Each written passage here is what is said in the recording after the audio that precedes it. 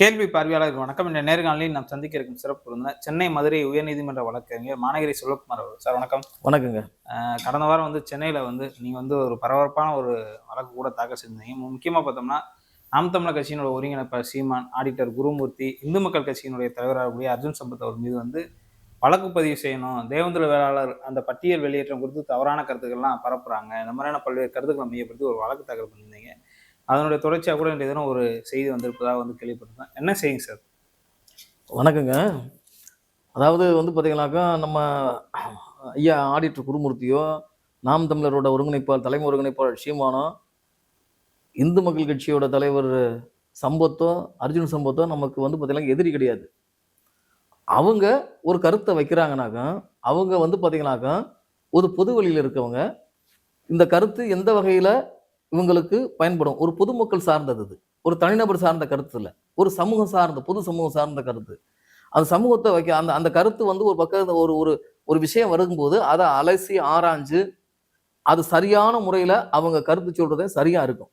இப்போ எங்க சமூகத்தை பொறுத்த மட்டும் 2015 அப்புறம் தேவேந்திர குல வேளாளர் அந்த பெயர் வெளியிடறதுக்கு பெயர் அறிவிக்கணும் போராடி அந்த அரசாணை வெளியிட்டதுக்கு அப்புறம் பட்டியல் வெளியேற்றம்ன்ற ஒரு விஷயம் வந்துருச்சு. நம்ம இது சம்பந்தமா பல விஷயங்களை பேசிக்கிட்டே இருக்கோம். பட்டியல் வெளியேற்றமே சரியா இருக்காது, பட்டியல் மாற்றம்ன்ற போது. இப்ப இது சம்பந்தமா பாத்தீங்கன்னாக்க ஒவ்வொருத்தர் பேசும்போது சமூக வலைதளங்கள்ல நேரடியா வரதே கிடையாது. சமூக வலைதளங்கள் வாயிலாக தனி மனித தாக்குதல் அதிகரிச்சுக்கிட்டே இருந்துச்சு. இந்த சமூக வலைதளங்களாக அது புறமா போலி முகவரி, ஒரு சிலர் பேச தெரியாத ஆட்கள், ஒரு விவரம் அறியாத ஆட்கள், இவங்களை வச்சுக்கிட்டே பேச வேண்டியது இதை யாருமே தட்டி கேட்கவே கிடையாது. இப்ப அந்த ஒரு சில ஆளுமைகள் பேசும்போது அவங்க அதை பார்த்தீங்கன்னாக்க ஒரு வெக்கப்பட்டுக்கிட்டு இது ஒரு பிரச்சனையை பெருசாக்க வேணாம், இதுல இருந்து விலகி போகும்ன்றது மாதிரியே போயிட்டாங்க. இந்த இந்த இந்த கோரிக்கையை பார்த்தீங்கன்னாக்கா அப்படியே பேசி பேசி பேசி பேசி இளைஞர்கள் மனிதர்ல ஒரு பசுமரத்து ஆணி போல பதிஞ்சிருச்சு. இதோட நன்மை தீமைகள் என்ன, இதுக்கு உண்டான வழிமுறைகள் என்ன, இதை எப்படி நம்ம இதை சாத்தியப்படுத்துறது, அதை நோக்கி சிந்திக்கல. அது சிந்திக்காம சும்மா இது எழுதுறது பட்டியல் இன விடுதலைன்றது. இன்னைக்கு பாருங்க, இந்த மானாமதுரையில என்ன பிரச்சனை நடந்துகிட்டு இருக்கு, என்ன மற்ற சமூகங்கள்லாம் இந்த தேர்தல் நேரத்துல எந்த அளவுக்கு போய்கிட்டு இருக்காங்க. எல்லா சமூகங்களுக்குமே பாத்தீங்கன்னாக்க பல கட்சியில இருப்பாங்க. இந்த ஒரு சினிமால கூட சொன்னது மாதிரி இந்த நம்ம தாய்க்கிழமை ஒரு படம் பார்த்தாங்க பாருங்க. அதுல பாத்தீங்கன்னாக்க அண்ணன் பாத்தீங்கன்னாக்க நான் மக்கள் நீதி மையம், என் தம்பி திமுக, எங்க அம்மா அறிவாளர் சித்திரம், இவன் தாவேக்கான்ற மாதிரி இப்படித்தான் இங்க தென் மாவட்ட அரசியல் இருந்துகிட்டு இருக்கு. ஒரே குடும்பத்துல பல கட்சிகள். அப்ப எந்த பதவியா இருந்தாலும் நாங்க தான் இருக்கணும் அப்படின்ற எண்ணம். இது கட்சியை தாண்டி ஆட்சி அதிகாரத்திலே உட்புகுந்துருச்சு. ஆட்சி அதிகாரம் ஜெயலலிதா ஆட்சிக்கு அப்புறம் நிர்வாக ரீதியா காவல்துறையிலேயே நிறைய அதிகாரிகள் வந்துட்டாங்க. அப்ப அவங்க அந்த 5 ஆண்டு காலங்கள்ல வந்த ஆட்கள் பூரா இன்னைக்கு மிகப்பெரிய ஒரு பலமிக்க பொறுப்புகளை உட்கார்ந்துருக்காங்க. இது எங்க சமூக மக்களுக்கு தெரியல. எங்க சமூகத்திலே அதிகாரிகள் இருந்தாலும் அவங்க சமூக ரீதியா போய் தனியால மாறி போயிடறாங்க. அப்ப இந்த விஷயம் பாத்தீங்கன்னாக்க எதுக்காக இந்த விஷயத்தை பேசுறோம், ஏன் பேசுறோம், இதனால நம்ம நன்மை என்ன, இப்ப நம்ம எந்த அளவுக்கு நம்மகிட்ட ஒரு தரவுகள் இருக்கு, நம்ம எந்த இடத்துக்கு போக போறோம் அப்படின்றத ஒரு சரியான ஒரு நிலையில வைக்காம எங்க தலைவர்களே ஒரு தவறு இழுத்ததுனாலதான் இந்த பிரச்சனையே மையமா வந்திருக்கு. அப்ப நம்ம பல்வேறு விஷயங்களை அலசி ஆராயும் போது நம்ம ஒரு வழக்கு தாக்கல் செய்யறோம். அந்த வழக்கு தாக்கல் செய்ததுக்கு அப்புறம் நானும் தனிப்பட்ட முறையில தாக்கப்படுறேன். எனக்கு அதாவது குடும்ப ரீதியா பல விஷயங்களை பதில் வைக்கிறாங்க. பாக்குறவன் பூராம இந்த RSS அந்த பிஜேபி பின்னணியில வர்றாங்க. ஓகே, RSS பிஜேபி பின்னணியில வர்றாங்க. இப்ப அவர் நாம் தமிழர் சீமான் பாத்தீங்கன்னா ஒரு கோரிக்கை வைக்கிறாருனாக்க இந்த மக்களுக்காக அவர் ஆதரவா பேசுறாங்க, வரவேற்கலாம். அவர் எப்படி வரவேற்கணும், அவர் என்ன சொல்லியிருக்கலாம். இப்ப அவர் பாத்தீங்கன்னாக்க அவர் பாத்தீங்கன்னாக்க நாம் தமிழர்ன்றது மாதிரி, அதாவது அவர் என்ன சொல்றாரு, அவர் பாத்தீங்கன்னாக்க அவரு உரிமை கோர்றாரு. நான் தமிழருக்கு நான் பிரதிநிதி, தமிழ் குடிகளுக்கு நான் பிரதிநிதியா இருக்கேன், எனக்கு அண்ணன் சித்தப்பா அப்படின்றாரு. அப்ப எல்லாரையும் சொல்றாரு, இப்ப எடப்பாடி சித்தப்பான்றாரு. அதே மாதிரி இந்த மக்களுக்கு உண்மையான கௌரவம் எது அப்படின்றத அவர் பொது வெளியில இந்த பொதுக்கூட்டத்திலே சொல்லணும். நான் இந்த விஷயத்த நான் முன் வைக்கிறேன். இவங்களுக்கு பாத்தீங்கன்னா இவங்க இந்த அட்டவணை பட்டியலிருந்து வெளியேற்றும் போது பிற்படுத்தப்பட்ட ஒரு பட்டியலுக்கு நான் மற்ற சமூகங்களோட இணக்கமாக பேசி ஒரு 5% இடஒதுக்கீடு நான் அவங்களை வெளியேறி கூட்டி போவேன். அதுக்காக நான் வாழ்நாள் முழுவதும் போராட தயாராக உள்ளேன், நான் இணைந்து போராடுறேன்னு சொல்லியிருந்தாராக வரவேற்கலாம். அந்த கருத்து சொல்லல. அவர் அதே சொல்லல. அங்க 2 பேர் போறாரு, அவர் வந்து பாத்தீங்கன்னாக்க ஒருத்தருக்கு வந்து பாத்தீங்கன்னாக்க தேவேந்திர குல வேளாளருக்கு 7 பேருக்கு நாங்க சீட்டு கொடுக்கணும்னு சொல்றாரு. ஒருத்தர் என்ன பண்றாரு, தனித்தொகுதியில அந்த பட்டியல் வெளியேற்றத்தை பத்தி ஆணித்தரமா பேசுறவரு தனித்தொகுதியில நிக்கிறாரு. அவர் என்ன செய்யணும், பொது தொகுதியில நின்று இருக்கணும். இல்ல சில பேர் கொடுத்துருக்கோன்னு சொல்றாங்களா? என்னங்க என்னங்க பொது தொகுதி கொடுத்துருக்கோன்னு சொல்றாருல்ல. ஏங்க அதைத்தாங்க சொல்றேன். பேசுறவர் எங்க நிக்கிறாரு, பேசுறவர் எங்க நிக்கிறாரு, பொது தொகுதியில் நிக்கிறாரு.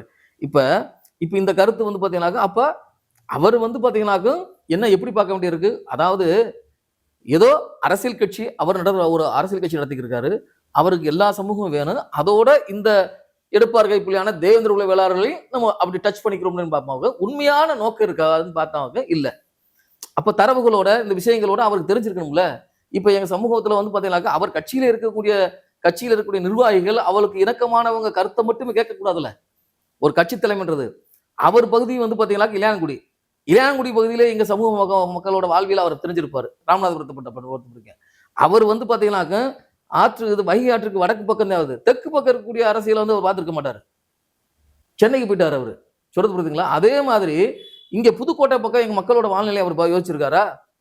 திருவாடன பகுதியில இருந்து அந்த புதுக்கோட்டை, ராமநாதபுரம், சிவகங்கை 3 ஒருங்கிணைந்த பகுதியில அறந்தாங்கி அந்த பகுதி இருக்கு பாத்தீங்களா, அந்த பகுதியில எங்க மக்களோட வாழ்நிலை சூழல் இப்ப இது அது எந்த அடக்குமுறைக்கு இருக்காங்கன்ற அவருக்கு தெரியுமா? அது சம்பந்தமா அவர் பேசியிருக்காரா? அது அந்த அது ஒரு முன்னெடுப்பு. அங்க அவங்க கட்சி தலைவர்கள் நிறைய வந்து பாத்தீங்கன்னா அவர்கிட்ட வந்து பாத்தீங்கன்னா மரவர் சமூகத்தை சேர்ந்தவர்கள் நிர்வாகிகளா இருக்காங்க.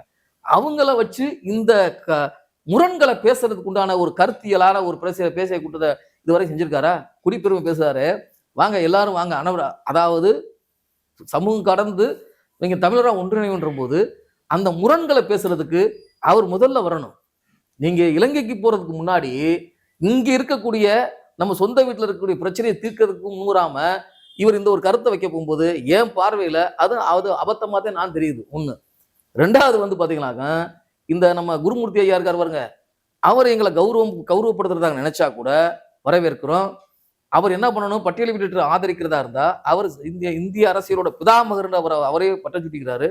என்னால முடியாது என்ற போது இந்த பொதுப்பிரிவினருக்கான ஏதாவது பொருளாதாரத்தில் பின்தங்கிய பொதுப்பிரிவினருக்கு இடஒதுக்கீடு கொடுத்துருக்காங்கல்ல, எங்களை அதில் கூட வைங்கன்னு சொல்லிட்டு நாங்கள் அதில் நான் போராடுறேன், அதுக்கு உண்டான முயற்சி எடுத்துக்கிட்டு இருக்கேன்றது அந்த தரவுகளோட அதை அவர் பேசியிருந்தாராங்க, வரவேற்கலாம். இந்த இந்து மக்கள் கட்சி ஆர்எஸ்எஸோட அறிவுரையான இந்த சம்பத்து அந்த கோயம்புத்தூர்காரங்க சொல்றதை வச்சுக்கிட்டு எங்க சமூகத்தை சேர்ந்து அங்கிட்டு வந்து பாத்தீங்கன்னா கோயம்புத்தூர்ல வந்து பாத்தீங்கன்னா பெரிய அட்ராசிட்டி கிடையாது. அவங்க சமூகம் என்னன்னு தெரியாது. இங்க இருந்து ஓடி போய் பிழைக்க போனவன் அங்க உட்காந்துக்கிட்டு நாங்க பட்டீஸ்வரர் நாட்டு என்னமோ சொல்லியிருக்கிறேன். அது அவனை பேச்சை கேட்டுக்கிட்டு நாங்க பேசுறோம்னாக்க வா, இங்க வந்து பாத்தீங்கன்னா கோயில் கருவறைக்குள்ள போறதுக்கு கூட எவ்வளவு பிரச்சனை உங்களுக்கு தெரியுமா? திருப்பரங்குன்ற இஷ்யூல வந்து பாத்தீங்கன்னாக்க திருப்பரங்குன்றத்துல எங்களுக்கு பிரச்சனை இருக்கு, வா பேசுவோம். திருப்பரங்குன்ற நான் உங்களுக்கு தெரியும் நினைக்கிறேன், இந்த காணொலி வெளியிட்டிருக்கோம். திருப்பரங்குன்றம் கோயில் விஷயமாகவே எங்க சமூகத்துக்கு பிரச்சனை இருக்கு. அதாவது பல ஊர்கள்ல பல கிராமங்கள்ல இருக்கு. நீ இந்துன்றையில வா பேசுவோம். எங்களுக்கு வந்து பாத்தீங்கன்னா இருக்கக்கூடிய மரியாதைகள் பூரா மறுக்கப்பட்டிருக்கு, எங்களோட உரிமைகள் பறிக்கப்பட்டிருக்கு, எங்களுக்கு முதல் மரியாதைகள் தவிர்க்கப்பட்டிருக்கு. இதுக்கு திட்டமிட்டே வந்து பாத்தீங்கன்னா ஒரு சமூகம் உப்பு வந்திருக்கு. அனைத்து கோயில்களுக்கும் தேவேந்திர குல வேளாளருக்கு சொந்தம் இருக்கு. சொல்றது புரியுதுங்களா? மீனாட்சி அம்மன் கோயிலையும் எங்களுக்கு உண்டான உரிமை இருக்கு. நீங்க வா வீட்டுக்கு கொடுப்பா வா, நான் சொல்றேன். கள்ளழகர்ல வந்து அதாவது அலர் திருவிழாவில் எங்களுக்கு என்ன இருக்கு, எங்களுக்கு தனி மண்டபப்படி இருந்துச்சு. இது எல்லாமே அதெல்லாம் எங்களுக்கு இப்ப வந்து பாத்தீங்கன்னாக்கா அது ஒரு சித்திரை திருவிழாலாம் வந்து பேசணுமாக்க அது நிறைய முரண்கள் இருக்கு. அது இன்னொரு காணொலியில பேசுவோம். இப்படி அனைத்து விஷயங்களையும் பேசுவோம் வாங்க. இன்னும் குறிப்பிட்டு சொல்ல போனா இருக்கங்குடி பிரச்சனைக்கு வா. இந்த இந்து மக்கள் கட்சி அங்க 4 வந்து பாத்தீங்கன்னாக்கா யாரு பிள்ளைமார் சமூகம் புழைக்க வந்தவங்க கோயிலை கைப்பற்றி பரம்பரை ட்ரஸ்டி ஆக்கிக்கிட்டு அங்க இருக்கக்கூடிய பூர்வ குடியான பலர்களை வந்து பாத்தீங்கன்னாக்கா பிரச்சனை பண்ணிக்கிட்டு கோடியா கொள்ளடிச்சுக்கிட்டு இருக்காங்க. வாங்க அந்த கோயிலை வந்து இந்து மக்கள் கட்சி வந்து பாத்தீங்கன்னா பொதுவாக்கிக்கிட்டு பல்லர்களுக்கு பாதி நாங்க வந்து பாத்தீங்கன்னாக்கா தேவேந்திர குல வேளாளர்களுக்கு பிரதிநிதித்துவத்துக்கு போராடுறேன் வாங்கன்னு சொல்லுங்க. இந்த நம்ம இதுல வேற ஒண்ணும் இல்லை, அவரு ஒண்ணும் செய்ய வேணாம். இந்த அர்ஜுன் சம்பத் இந்த இந்து அரசியல் இந்து அறநிலைத்துறையில இந்த கோயில்கள் இருக்கு பாத்தீங்களா, சம்பந்தப்பட்ட கோயில்கள்ல அறங்காவல் நியமனம் இருக்கு. அந்த அறங்காவல் நியமனத்துல வந்து பாத்தீங்கன்னா இடஒதுக்கீடு இருக்கு, பெண்களுக்கு பட்டியல் வைப்பினர் இருக்கு. எங்களுக்கு எத்தனை இடத்துல வாங்கி கொடுத்துருக்காரு அவரு? நான் அது சம்பந்தமா வழக்கு போட்டேன், அது சம்பந்தமா பேசினார் அவரு? பேசல. இப்படி இருக்கும்போது இது பூராமே சமூக வலைதளங்கள்ல மட்டும்தான் இது பேசப்படுது. சமூக வலைதளங்கள்ல மட்டும்தான் இது பண்ணுது. இந்த போராட்டங்கள், இந்த கூட்டங்களை நடத்துற ஆட்கள் பூராமே குறிப்பாக வந்து பாத்தீங்கன்னாக்க ஒரு இயக்கத்தை பின்பற்றுறவங்களா இருக்காங்க. அவங்க அந்த பாரதிய ஜனதா ஆர்எஸ்எஸோட ஆட்களாகவே இருக்காங்க.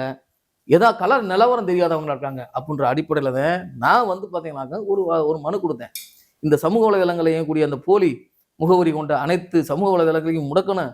இதுக்கு தூண்டுதலாக இவங்க இருந்தாங்களாக்க, இவங்க பட்டியல், அதாவது இவங்க தரவுகள் இல்லாம இத தூண்டுதலாக இருந்தா, இது வந்து பாத்தீங்கன்னாக்க பட்டியல், அதாவது வன்கொடுமை தடுப்பு சட்டத்துல 3(1) ZC-ல வந்து பாத்தீங்கன்னாக்க சமூக பொருளாதாரத்தை சீரெடுக்கிறது.